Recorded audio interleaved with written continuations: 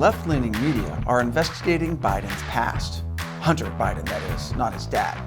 They're specifically looking at his overseas business dealings. So why is Hunter Biden suddenly newsworthy again?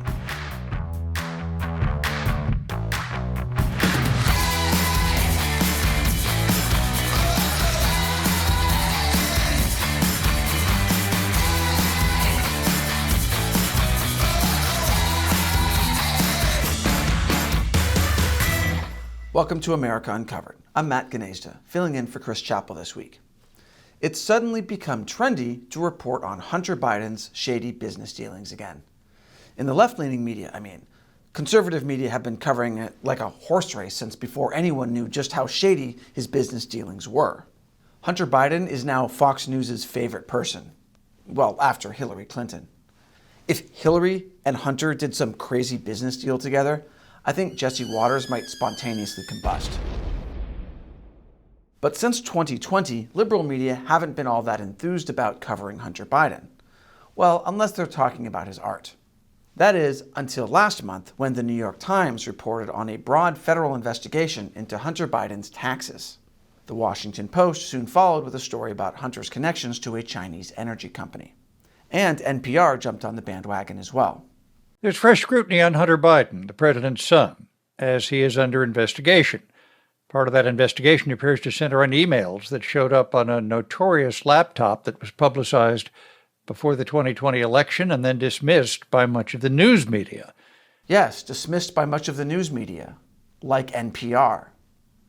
So why is left-leaning media giving it so much airtime now when it seems like most of Hunter's dirty laundry is already out on the line? Are they like our parents who are super late to every trend? By the way, Mom, stop saying fleek. It's been over for years.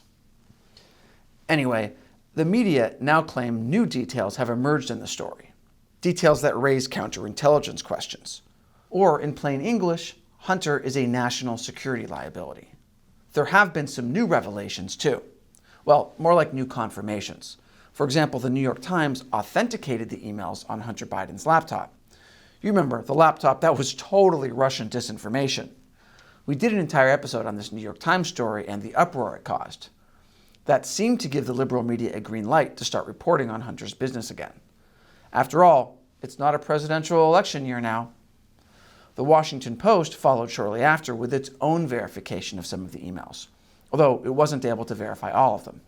At the same time, the Washington Post published another story about Hunter's multi-million-dollar deal with a Chinese energy company, which I'll have more on right after this short commercial break. Welcome back. The Washington Post says it has new information on Hunter Biden's business dealings in China, specifically Hunter's dealings with oil and gas company CEFC. That's the China Energy Fund Committee. The Chinese energy conglomerate and its executives paid $4.8 million to entities controlled by Hunter Biden and his uncle. That uncle is James Biden, President Joe Biden's brother. So Hunter and James Biden got almost $5 million from CEFC. And CEFC had financing from the Chinese government, which isn't a surprise. But what's really creepy are CEFC's ties to the Chinese military. The company was founded by this guy, Ye Jianming. According to a Senate report, Ye used to work in a front organization for the People's Liberation Army, or PLA. That's the Chinese military. Between 2015 and 2018, Hunter Biden reportedly discussed multiple deals with Ye, although not all of them went through. No telling how many deals he had under the table with him, though. Hunter Biden gets thrown more table scraps than a fat corgi. Oh, I know I shouldn't, but I just can't resist the face. Or his father's connections. One of those table scraps was apparently a 2.8 carat diamond. Ye Jianming was so pleased with his initial meeting with Hunter Biden that after dinner he sent a 2.8 carat diamond to Hunter's hotel room with a card thanking him for the conversation. When a reporter asked Hunter whether that diamond was a bribe, he said no. What would they be bribing me for? My dad wasn't in office. So either Hunter Biden is really clueless about how Chinese influence operations work, or he's willfully ignorant.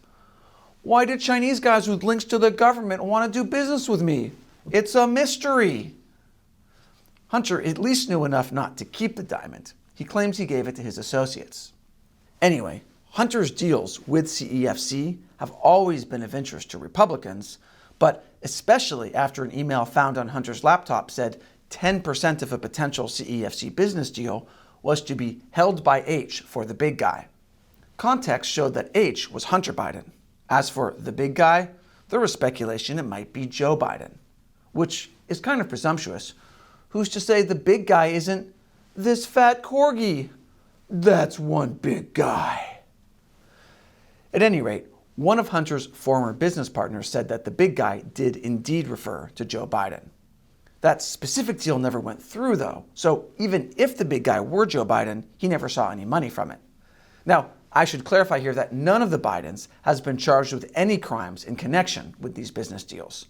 But just because something isn't illegal doesn't mean it isn't suspicious. Kind of like licking your neighbor's mailbox. There's no law against it, but you might want to look into what's going on with them. Anyway, the New York Times reports Hunter is being investigated for potentially breaking foreign lobbying and money laundering rules. And while the deal involving the big guy was never complete, Hunter did get $1 million from the company to represent Patrick Ho. Patrick Ho worked for Ye Jianming. Ho was running the nonprofit wing of CEFC. Hunter sometimes works as a lawyer, so Ye asked him to represent Ho in 2017 because he suspected Ho was under investigation by U.S. law enforcement. Hunter agreed to look into it, which is strange because Hunter Biden reportedly called Patrick Ho the spy chief of China in an audio recording found on his laptop. Now, while spy chief may have been a pretty big exaggeration, Ho was surveilled by U.S. law enforcement as a foreign intelligence threat. Then Ho was arrested in 2018 and sentenced to 3 years in prison for bribing officials in several African countries, also for money laundering. Ye Jianming was arrested the same year, although he was arrested in China, not the U.S., and he hasn't been heard from since. By the way, this is not the only shady business deal Hunter Biden was involved in. There's another big one, which we covered in our China Unscripted podcast in 2020. I'll put the link below. So, how much of this Ye Jianming story is new? Well, according to the Washington Post, not a lot. While many aspects of Hunter Biden's financial arrangement with CEFC China Energy have been previously reported, a Washington Post review confirmed many of the key details and found additional documents showing Biden family interactions with Chinese executives. Hunter and James Biden getting almost $5 million from CEFC does seem to be news, and that could be in large part due to a Senate investigation. Yahoo News basically regurgitated old facts about CEFC and the Bidens. It said what's new is the authentication of the emails by the Washington Post and New York Times, as well as findings from a Senate investigation. That investigation turned up new bank records and legal documents, which senators made public late last month. I'll have more on why this is news after this final commercial break. Welcome back. So, the New York Times, the Washington Post, and other liberal media have recently started reporting on Hunter Biden again. Not his lame, overpriced artwork. I mean the stories involving shady deals with Chinese businessmen, which somehow make him look even worse. We did an episode on how the mainstream media bungled the Hunter Biden laptop story back in 2020. Essentially, they avoided looking at it like it was the Ark of the Covenant. So what changed? The media, both left and right, had covered various aspects of Hunter's sketchy overseas business dealings in 2018 and 2019. Like this New Yorker article from 2019 about whether Hunter and his business deals would jeopardize his dad's campaign. But as the 2020 U.S. presidential election approached and Joe Biden became the Democratic nominee, things shifted.